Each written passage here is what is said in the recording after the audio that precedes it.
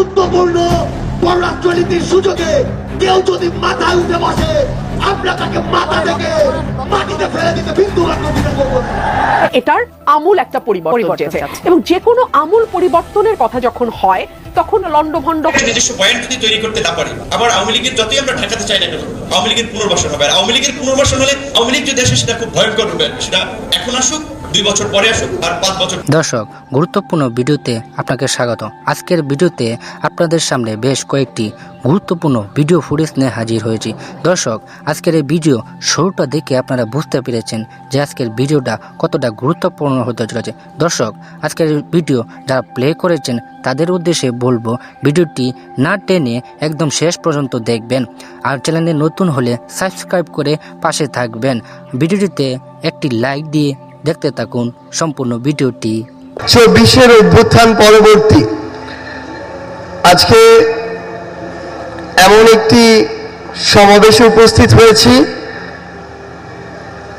যেই সমাবেশে যে মানুষগুলো উপস্থিত রয়েছেন তারা আমার 24-এর অভ্যুত্থানের সহযোদ্ধা।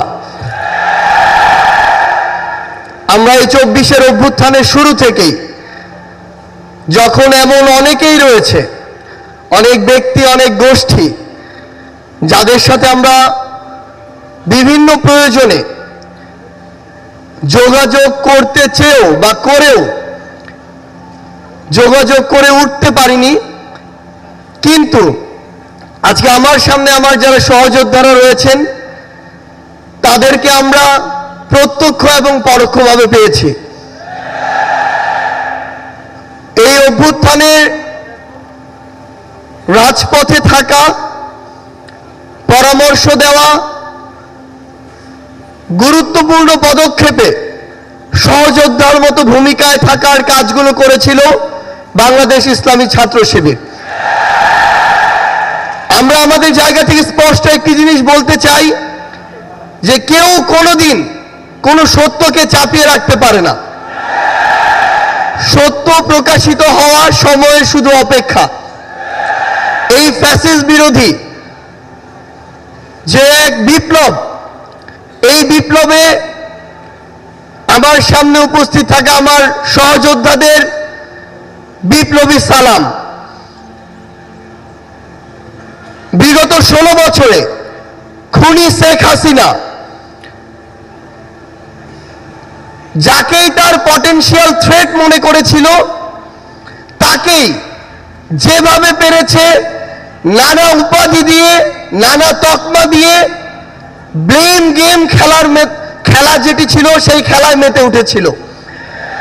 আমরা দেখেছি অনেক নিরপরাধ মানুষকে, অনেক নিরপরাধ আলেম ওলামাকে কিভাবে শুধুমাত্র তার পটেনশিয়াল থ্রেট মনে করার কারণে জেলখানা থেকে শুরু করে হামলা, মামলা, নির্যাতনের মাধ্যমে হত্যা করেছে। আমরা আমাদের জায়গা থেকে মনে করি যে বাংলাদেশ ইসলামী ছাত্র শিবির সহ বাংলাদেশের এমন অনেক গুরুত্বপূর্ণ ব্যক্তি ছিল, সংগঠন ছিল, যাদেরকে এই খুনি শেখ হাসিনা বাংলাদেশে, এই স্বাধীন দেশে বেঁচে থাকাটা তাদের জন্য দুঃসাধ্য করে রেখেছিল। আমরা আমাদের জায়গা থেকে শুধু আপনাদেরকে একটি কথাই বলতে চাই, খুনি শেখ হাসিনা যেভাবে আপনাদেরকে সহ অনেককেই রিপ্রেজেন্ট করার চেষ্টা করেছিল, বাংলাদেশের বর্তমান প্রজন্ম সেটিকে কিন্তু বিশ্বাস করে না।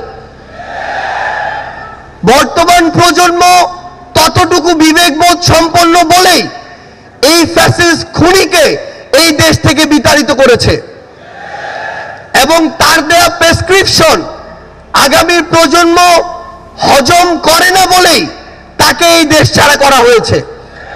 আমরা বিশ্বাস করি আপনারা আপনাদের কাজের মধ্য দিয়ে পুরো বাংলাদেশের মানুষের কাছে আপনাদের গ্রহণযোগ্যতা সর্বোচ্চ পর্যায়ে নিয়ে যাবেন এবং আমাদের সবকিছুর আগে, ব্যক্তির আগে, গোষ্ঠীর আগে, দলের আগে পুরো দেশের মানুষ এবং দেশের এই প্রায়োরিটিটি যেন আমাদের মাঝে থাকে। আমরা বিশ্বাস করি 24-এর অভ্যুত্থানে আমরা একসাথে হাতে হাত রেখে কাঁধে কাঁধ মিলিয়ে এমনকি পরিকল্পনার টেবিলে একসাথে বসে যেভাবে আমাদের কাজগুলো করেছি, আগামীর বাংলাদেশ গঠনে দেশের স্বার্থকে সবার আগে রেখে আমরা একইভাবে ঐক্যবদ্ধভাবে কাজ করে যাব। আমরা বিশ্বাস করি আমাদের চিন্তা ভাবনা যতদিন সৎ থাকবে, আমাদের কাজ যতদিন দেশ ও দেশের মানুষের জন্য থাকবে, ততদিন খুনি হাসিনার মতো যারাই আমাদের প্রতিবন্ধকতা হিসেবে সামনে আসুক না কেন, আমরা